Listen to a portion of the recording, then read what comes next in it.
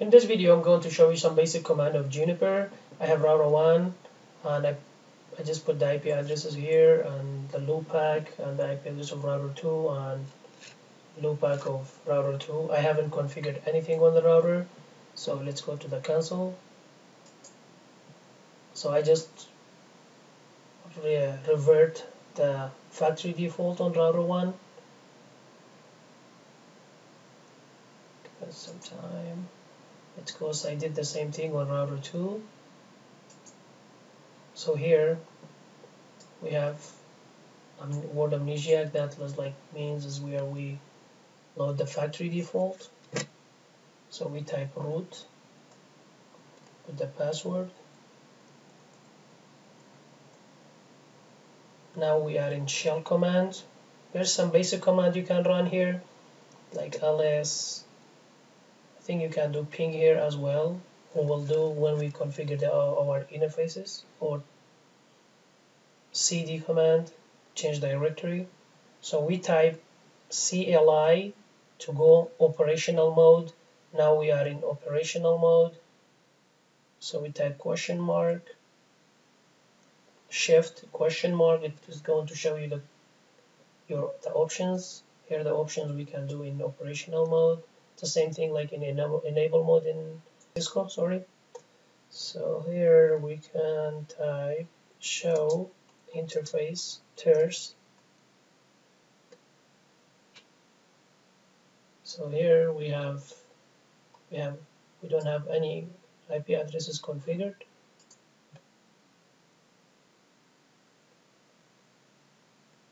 We type Q if you want to get out, you don't want to see more options. Okay, we type edit. Now we are in configuration mode. We exit. Now we are back in operational mode. We type configure and edit is the same thing.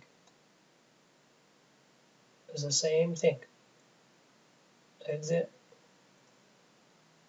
Edit. You guys can see it's the same thing when we type configure, when we type edit. Okay. So let's type exit again.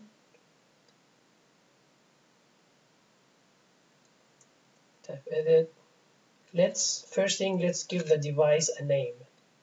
So we type edit system, because the host name of the router, it's under the system. So you need to go to the system hierarchy, because it's like each command you need to be in the right level to go do your configuration.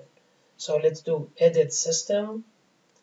We say set host name. We call it Juniper router 1. That's one thing here in Juniper too. This is called candidate. It's not active. This is, if it's active, that means it's like that you saved your configuration. So in Juniper, you need to save your configuration in order to see your changes to be effect. So we type show pipe compare, and here that's our candidate. Let's type commit. We should see the Juniper router 1 under the device name. Here you guys can see after we say commit in Juniper and save in Cisco, here we can see our, let's see, show. You can use up arrow key, same thing, enter. We don't have any candidate now, nothing. Okay, so next we type exit, or you can type top. Now we are in the top of hierarchy. Now we're going to configure the interfaces. So we type edit. Now we need to go interfaces level. Interfaces. So we type set EM1 unit, 0 logical, family, inet address. We have on router 192.168.11/24. Okay, we say set loopback address. That's 0, unit 0.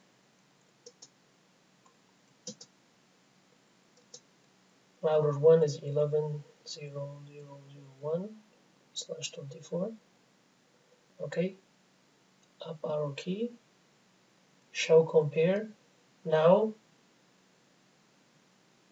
all the plus line here, that's our candidate. It's nothing. The good thing we check too, let's say, so here in operational mode, you can, if you want to run the show command, show interface command is not going to work because you are not in right level. You see, it's not gonna work. There's no interface range. It's not gonna work here. So in order to show interface ters, you need to type run. Like this is in Cisco's like do show interface brief. This is how to compare in Cisco, I think. Okay, run show interface ters. We don't have nothing. We wouldn't have nothing because we configured because this candidate is not active yet. Nothing. Okay, so let's type Q. We say commit and quit. Save our configuration and take me back to operational mode. Okay, let's say show interface ters. And here, because we saved our configuration, we have our loopback address and we have our EM1 address. Okay, so let's go to router 2. Try to do this one quick.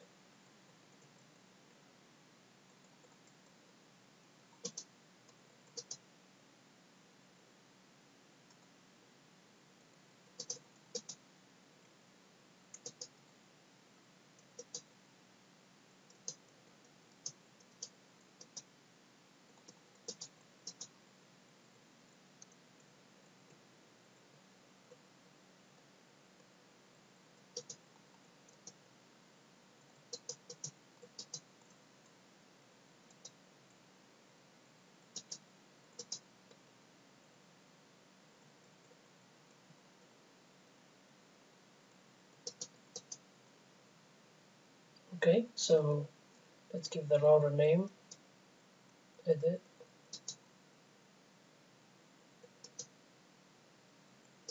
So here we can type, you can type edit or you can type it. That's another good thing, I think. So let's do it. You can type edit system host name. It's not gonna give you. Or we type exit. You can type set system host name. We just say router 2. We'll commit and quit. Okay, show configuration. It's going to show us the configuration we did. So here we give it host name, root authentication. I will show you guys in later videos. This one, interfaces. This syslog user. This was already there. Configured IP address of 192.168.1.2 and the loopback address. I will give the router. So let's go back to router 1. We type exit. Let's try to ping from the shell command. Ping 192.168.1.2. So here we can, from the shell command, we can ping as well. We type Control C. If you want to, you count. That's it. We need 10 pings. So it should give you 10 pings. Let me see. Ping 192. Oh, you cannot do that here. That's one thing. Cannot do it, I think. Let's see if we can. No, not much. Okay.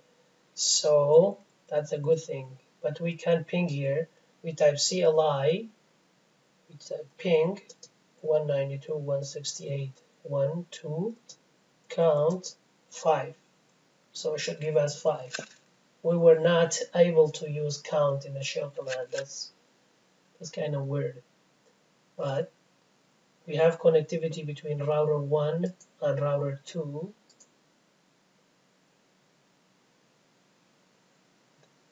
Let's try trace route 192.168.1.2.